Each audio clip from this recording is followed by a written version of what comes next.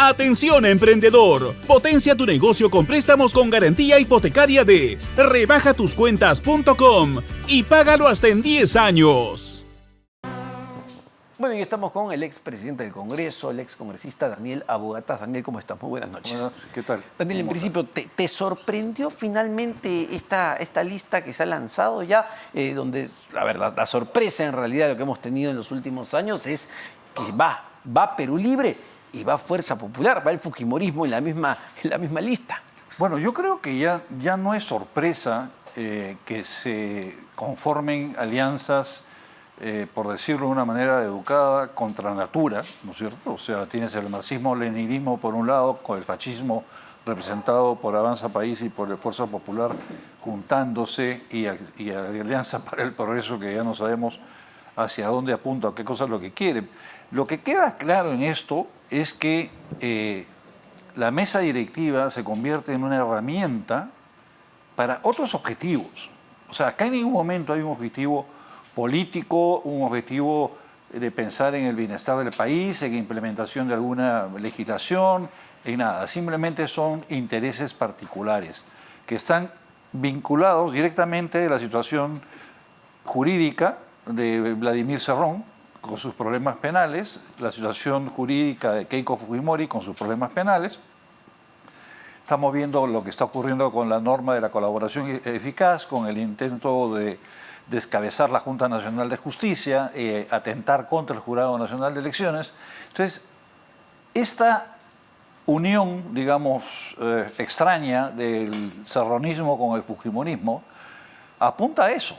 O sea, tienen los mismos objetivos. O Es sea, decir, comparten... no hay, Daniel, acá un tema ya ideológico, no hay un tema de izquierdas ni de derechas. Aquí los objetivos que se han juntado son otros. Sí, y yo creo que lo que debe entender la población es que finalmente se están sacando la máscara, el disfraz o, llámelo como sea, el ropaje de demócratas que argumentaba el fujimorismo o que argumentaba el serronismo o que argumentaba Alianza para el Progreso. Creo que aquí ya ha quedado absolutamente claro de que los intereses políticos particulares, es decir, el uso del puesto político, el manejo de la mesa directiva, el manejo del Congreso, es para intereses particulares. No tiene absolutamente nada que ver con la ideología del partido, no tiene nada que ver con los intereses del país, sino con los intereses básicamente de 2 o 3 personas, el señor Acuña, el señor Cerrón y la señora Keiko Fujimori. Eso se resume lo que representa esa lista que está postulando y que probablemente gane. ¿Y cuáles crees tú, Daniel, que son los intereses que hoy por hoy priman en las bancadas representadas en el Congreso, o al menos en la mayoría de esas bancadas? Bueno, es claro que lo que les interesa a ellos es inhabilitar la colaboración eficaz, es uno de los objetivos primarios. También ocurre lo mismo, como repito, el tema de la Junta Nacional de Justicia, la tienen que descabezar y tomar control total de los organismos electorales. Esos son los objetivos claros que nos vienen anunciando y que paso a paso los vienen cumpliendo.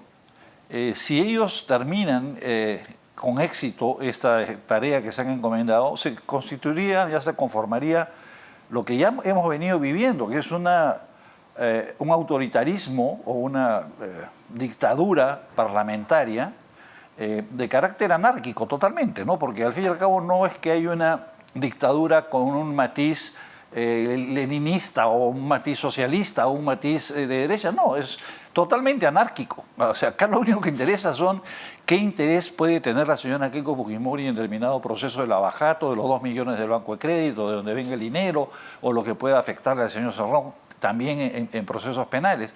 Estamos a ese nivel, estamos a un nivel de política de mesa directiva que está prácticamente codándose, ¿no?, con los penales, o sea, con la carcelería, que es a lo que están jugando sus propietarios, ¿no?, los dueños de los partidos. Y ese autoritarismo está solo en el Parlamento, o también lo ves en el Ejecutivo, o lo ves en coordinación con el Ejecutivo? Yo lo veo absolutamente en coordinación con el Ejecutivo. O sea, aquí hay un contubernio clarísimo, básicamente direccionado por el fujimorismo, que ha tomado el control básicamente del país a través de una presidencia que tiene muy poco que ofrecer, un premier que lo único que está buscando es mantenerse en el cargo, parece que le gusta mucho el hecho de ser premier, y están yendo contra las propias normas de la Constitución que el propio fujimorismo creó en el año 1993, con estas leyes de interpretación auténticas que están elaborando, que no son otra cosa que una aberración jurídica. La famosa ley es de desarrollo constitucional, que interpretan lo no interpretable o que crean un nuevo concepto. O lo que ha ocurrido en una situación en un país donde tienes un gobierno ejecutivo tan débil, sometido a un Congreso que tiene intereses particulares, manejado por gente que tiene, pues, digamos, experiencia en lo que es una dictadura, vivido una dictadura, manejado en una dictadura, un tribunal constitucional que todos sabemos a quién le debe su razón de ser.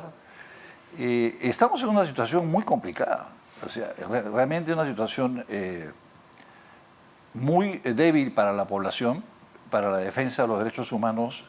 En los casos que estamos viendo, que no ha ocurrido absolutamente nada, no hay una sola acción en concreto con los 49 ciudadanos fallecidos en las protestas iniciales de diciembre y enero del año pasado y de este año.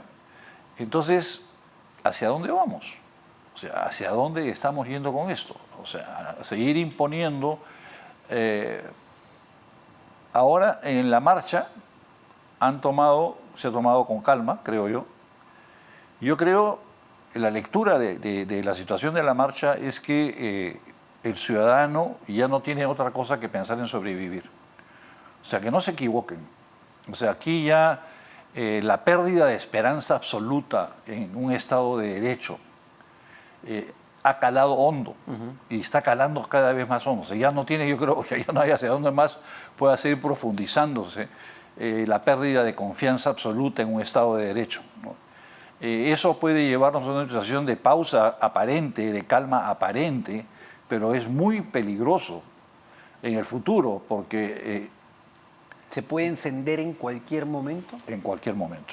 Yo creo que una vez que ya la gente perdió absolutamente la esperanza de tener un Estado de Derecho, que exista alguien que te defienda, una defensoría del pueblo, que exista un tribunal constitucional a donde hacer valer tus derechos que han sido violados. No hay nada. O sea, estamos en una situación donde tú dices, oye, yo mejor no me meto porque aquí o me voy a la extrema violencia, ¿no es cierto?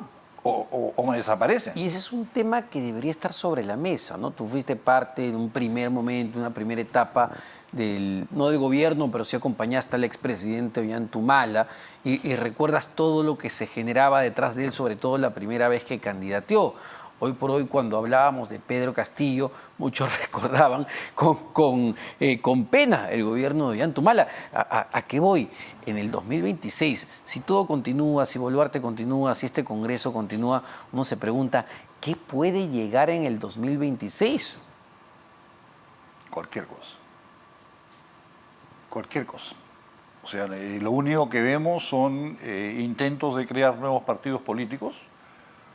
No vemos una sola propuesta, o sea, de partidos ya, digamos, históricos como Acción Popular, por ejemplo, o el mismo Fuerza Popular, o lo que era el Partido Popular Cristiano, o el Partido Aprista Peruano. No hay una sola propuesta de nada, ¿no? Entonces, estamos en una situación donde ya las propuestas ideológicas que uno busca encaminarse hacia donde quiere encaminar el país, hacia donde quiere direccionar la política económica, la política social, desarrollo, etcétera, no existe propuesta de partido político alguno y seguimos avanzando hacia un proceso electoral donde vamos a tener probablemente 25 candidatos, probablemente a la presidencia de la República.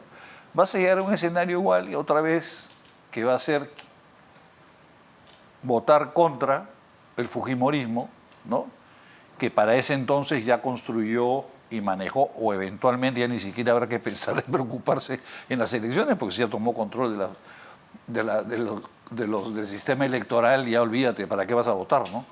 O sea, ya el fraude que se quejaron, ya lo van a cometer ellos el año 2026. Ya saben que la única forma de ganar para ellos es con fraude. ¿Tú estás convencido que de todas maneras el objetivo está puesto en Salas Arenas en la cabeza del Jurado Nacional de Elecciones? No tanto Salas Arenas, porque Salas Arenas ha salido a responder. Yo creo que es en la institución.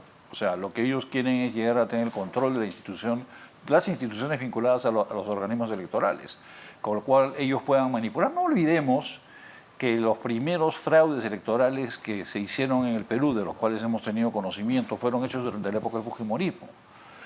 Quienes tienen experiencia en manipular elecciones, en los conteos, hay gente que ha purgado cárcel por esos delitos.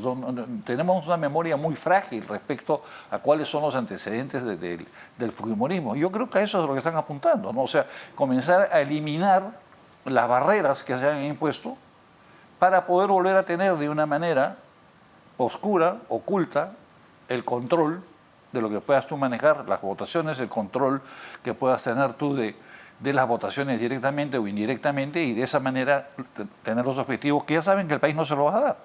O sea, ya saben que el país nunca más va a votar por Keiko Fujimori. Entonces, si no voy a ganar las elecciones por la limpia, las ganaré por la suja. Ahora, Daniel, la presidenta Boluarte tendría que estar preocupada de la conformación de esta, al menos candidatura, de esta lista candidata, una de las primeras listas. Es decir, ella tiene garantizada su continuidad hasta el 2026 como claramente quiere hacerlo. Bueno, aparentemente sí. Yo creo que la situación económica que está pasando el país, la situación climática que estamos pasando, ¿no? Yo creo que el nivel de preocupación del ciudadano de a pie es mucho más alto que estar en estos momentos pensando en, ¿sabes qué?, en la política fulana o la política mengano. O sea, en estos momentos salir adelante, defender a mi familia, tener los recursos para vivir. Y creo que esa es la preocupación prioritaria, y eso se ha notado en la marcha. Yo creo que la marcha fue una marcha donde, a pesar de todos los costos, dijeron: aquí estamos dejando sentado nuestra protesta, pero tenemos otras preocupaciones en este momento, ¿no? Daniel, te pido unos instantes. Hay una información de último minuto que viene de la mano de la Procuraduría General del Estado y que tiene que ver con un pedido sobre el caso del expresidente del Consejo de Ministros, Aníbal Torres, y también sobre el expresidente Pedro Castillo. Dice lo siguiente: a ver, el Juzgado Supremo de Investigación Preparatoria de la Corte Suprema de Justicia declaró fundadas las solicitudes de la Procuraduría General del Estado y dictaminó el embargo, ojo con eso, el embargo de los bienes de los imputados Pedro Castillo Terrones y Aníbal Torres Vázquez. El juez Juan Carlos Checli ordenó el embargo en forma de inscripción e inhibición de 4 propiedades del expresidente José Pedro Castillo Terrones, las cuales se encuentran ubicadas en Anguía Chota, Cajamarca, y en el pueblo de Tacabamba.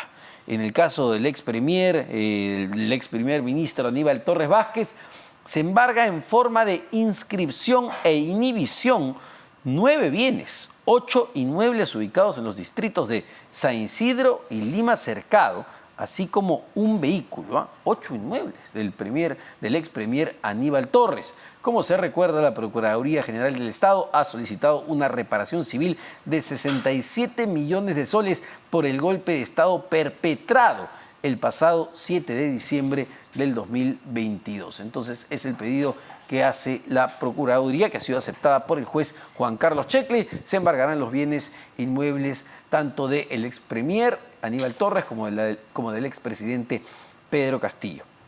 Pero bueno, y un poco, Daniel, esto va en línea con lo que venimos discutiendo ya hace varios, que no empieza con Pedro Castillo, evidentemente, ¿no? Esto es de larga data, de la situación que vive el país, porque, a ver, uno se pregunta, francamente, no solo con expresidentes de la República, alcaldes, gobernadores investigados, autoridades designadas que siempre tienen sus investigaciones.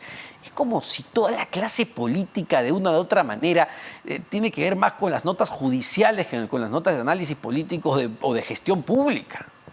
Bueno, sí, en resumen, lo que podemos decir de los últimos 30 años de la política en el Perú, se ha resumido que todos han terminado en casos penales, ¿no? O sea, no hay uno solo que haya salido, digamos, libre de polvo y paja, con casos connotadísimos. El caso, creo que, Toledo, el caso de Lavajato, el caso de las campañas electorales de Keiko Fujimori, del mismo Ollanta Humala, el señor Kuczynski involucrado también en temas, Alan García se metió un tiro en la cabeza, cosas que en paz descanse. Yo creo que es deprimente para la población ver que toda su clase política más representativa no resulta más que un globo de funcionarios corruptos o vinculados estrechamente a una organización corrupta, ¿no?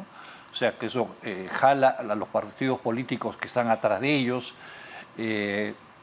Eso le termina por eliminar totalmente la esperanza a la población de que un político va a resolver los problemas. Con lo cual yo me pongo a pensar, si un político no va a poder resolver los problemas del país, si un partido político tampoco lo va a poder resolver el problema, ¿quién lo va a resolver? ¿Hacia dónde va a ir? ¿Hacia dónde puede llegar a ir la población? ¿No? Yo creo que abrimos un camino muy peligroso a una potencial dictadura consensuada con la población. Eso es a donde además creo yo que hay muchos que están apostando a eso, ¿no? Yo creo que están apostando a seguir sumando las causales para que se fortalezca que la dictadura sería el único camino que le queda al Perú. Si tú ves la última encuesta del IEP, ya están prácticamente 51% creen en la democracia y 49% ya no creen en la democracia en el Perú, ¿no? ¿Y te parece que en el Perú hay una democracia como tal? No, el Perú, esto dejó de ser democracia hace muchísimo tiempo, ¿no? Yo creo que desde la Constitución del 93 se eliminó la democracia en el Perú. ¿En qué sentido? Esa Constitución fue hecha por un dictador para permanecer él a 20 o 30 años. O sea, en ningún momento ha habido verdaderas libertades en el Perú. En el Perú no hay ni siquiera libertades para elegir ni ser elegido, como lo dice la Constitución. Para poder tú participar en un proceso electoral tenías que juntar millones de firmas. Ahora han cambiado el sistema, ya no son millones de firmas. Entonces, la traba permanente a la participación política y que sea concentrada en un club se explica ahora, ¿no es cierto? Años después se entiende, porque era un círculo donde uno le lavaba la camisa al otro, ¿no? ¿No es cierto? Entraba el gobierno aprista, salía otro, pero ya no te voy a investigar, hasta que saltó la PUS en el extranjero. No olvidemos que todo eso se origina en los últimos... Ambos casos, el de Toledo como el del grande de Lavajato, ambos se originan porque saltan en Estados Unidos, así es. Costa Rica y Estados Unidos. Entonces, creo que esto le hace muchísimo daño a lo que llamábamos la democracia en el Perú, la democracia que era prácticamente un club de amigos, ¿no? Los que podían participar, ¿no? Yo recuerdo que una buena frase que me dijeron a mí, no, Daniel, una vez que me acerqué a un partido político, no, tú no puedes participar acá en esto, tú no eres de esta clase, ¿no? O sea, tú no puedes... y nos está llevando a la situación que estamos viviendo el día de hoy, que es cada día más personas, abre la boca a la presidenta de Salud y embarra a la presidenta de la República con una acusación gravísima, y está diciéndole, oye, tú sabes que son corruptos y has insistido en que mantenga corruptos, es lo que ha dicho la señora Rosa Gutiérrez.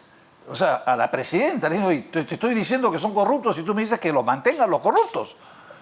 Pum, no pasa nada. Y no pasa nada. Y no hay respuesta.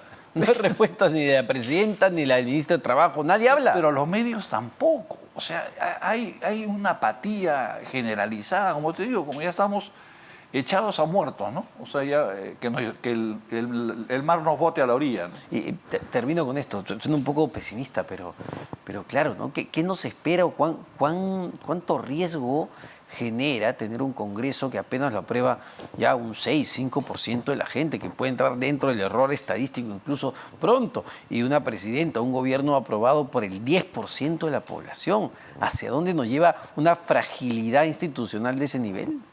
Mira, si nosotros estuviéramos en un país donde existieran verdaderos políticos, digamos, un político que tiene un rechazo real, ¿no? O sea, digamos, no voy a basarme en una encuesta, pero si hay varias encuestas que te dicen, oye, el 8%, 9% te acepta, pero el 91% te rechaza, por dignidad y por el bien de tu país, estás un paso al costado. Pero acá se aferran al cargo. En el caso del Congreso ya eso es, digamos, creo que debiéramos pasar la página. O sea, pasar simplemente la página, si yo tuviera alguna injerencia, simplemente le cierro el caño, no más presupuesto. ¿No? O sea, punto, se acabó. Pero bueno, ya es cuestión del gobierno coludido con el Congreso, pues se necesitan mutuamente. Y nos van a llevar, creo yo, a situaciones peores de las que estamos viviendo el día de hoy. Tremendo. Muchísimas gracias, A Daniel, ti, muchas por gracias. esta visión más que pesimista, realista de lo que vive el Perú hoy en día, ¿no? A portas de un nuevo aniversario patrio. Daniel Abotaz, expresidente del Congreso de la República, excongresista.